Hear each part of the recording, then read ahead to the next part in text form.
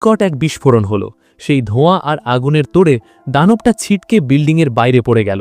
Will ভাবল দানবটা বোধহয় মরে গেছে। হাসপাতাল থেকে বেরোনোর সময় নিনা উইলকে জোর করল তার পুরনো ল্যাবে যাওয়ার জন্য। উইল রেগে গিয়ে বলল, আমরা এখন বাড়ি যাব। কিন্তু নিনা বলল, উইল, যদি আমি এই বুলেটটা না বানাতে পারি তবে এই লড়াই কোনো দিন শেষ হবে না।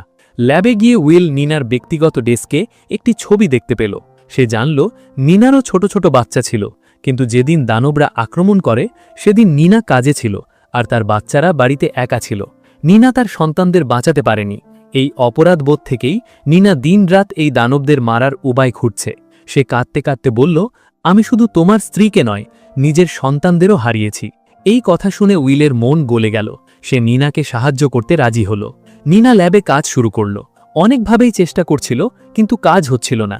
সে সাধারণ বুলেটের ওপর কোবাল্ট আর বিশেষ কিছু কেমিক্যাল মিশিয়ে এক নতুন